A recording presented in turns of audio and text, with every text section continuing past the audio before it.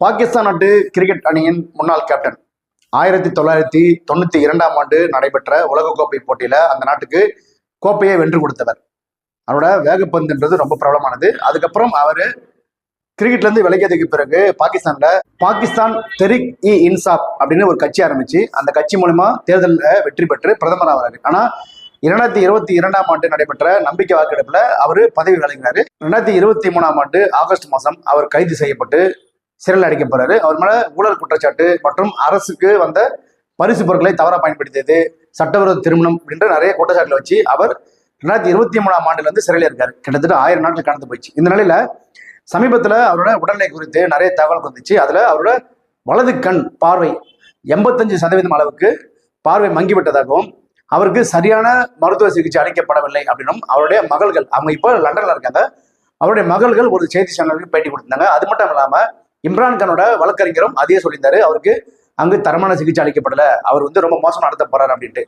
இந்த நிலையில ஆஸ்திரேலியாவை சேர்ந்த முன்னாள் கிரிக்கெட் அணி கேப்டன் கிரேக் சேப்பல் தலைமையில டெஸ்ட் போட்டி விளையாடும் 5 நாடுகளின் 14 முன்னாள் கேப்டன்கள் இணைந்து பாகிஸ்தான் பிரதமர் ஷபாஸ் ஷெரீப்புக்கு ஒரு கடிதம் எழுதியிருக்காங்க. அந்த கடிதத்துல பாகிஸ்தானோட முன்னாள் கேப்டனும் பாகிஸ்தானோட முன்னாள் பிரதமருமான எங்களுடைய நண்பர் திரு இம்ரான்கான் அவர்களுக்கு உரிய மருத்துவ சிகிச்சை அளிக்க வேண்டும், அவருக்கு கண்ணியத்துடன் நடத்தப்பட வேண்டும் அப்படின்னு ஒரு கடிதம் எழுதியிருக்காங்க. ஏன்னா என்னதான் இருந்தாலும் களத்துல தான் இவங்களாம் எதிரெதிரி போட்டியா விளையாடுவாங்க. ஆனா இவங்களா களத்தை தாண்டி வெளியில நல்ல நண்பர்களா பழகினாங்க.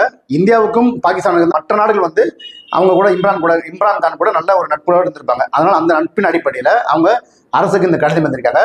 இந்த 14 கேப்டன்ல இந்தியாவை சேர்ந்த கபில் தேவ் மற்றும் கவாஸ்கர் மற்றும் கங்குலி ஆகியோரும் கையெழுத்து போட்டு அனுப்பிச்சிருக்காங்க. இதுல கவாஸ்கர் மென்ஷன் பண்ண வார்த்தை என்னன்னா, களத்துல தான் நாங்க போட்டியாளர் தவிர வெளியே களத்துக்கு வெளியே நாங்க நல்ல நண்பர்களா பழகணும், அதனால அவருக்குரிய மருத்துவ சிகிச்சையை முறையா அளித்து அவரை கண்ணியத்துடன் நடத்த வேண்டும் அப்படின்னு ஒரு கோரிக்கை வச்சிருக்காங்க. இதுல இவங்க 3 பேர் இல்லாம கிரேக் சேப்பல் தலைமையில தான் அந்த கடிதம் தயாரிக்கப்பட்டிருக்கு.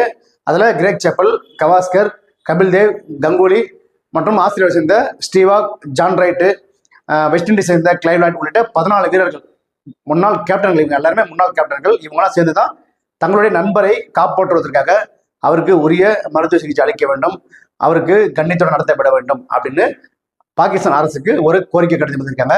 இவங்களோட கோரிக்கையை பாகிஸ்தான் அரசு ஏற்று ஒரு முன்னாள் கிரிக்கெட் வீரருக்கு, ஒரு முன்னாள் பிரதமருக்கான மரியாதையும் கௌரவத்தையும் உரிய சிகிச்சையும் கொடுக்குமா அப்படின்றத அந்த நாட்டு அரசு தான் முடிவு பண்ண வேண்டும். ஏன்னா பாகிஸ்தானை பத்தி நமக்கு தெரியும், எந்த விதமான அரசியல் நிலைத்தன்மையும் இல்லாத நாடு. எப்போ என்ன வேணாலும் நடக்கலாம், எப்போ வேணாலும் ராணுவ ஆட்சி நடக்கலாம், எப்போ வேணாலும் ஆட்சியை கவுட் நடக்கலாம். அப்படி இருக்கும்போது அவங்க கிட்ட நம்ம இதெல்லாம் எதிர்பார்க்க முடியாது. இருந்தாலும் அவங்க கிட்ட ஒரு கோரிக்கை வச்சிருக்காங்க இந்த முன்னாள் கேப்டன்கள்.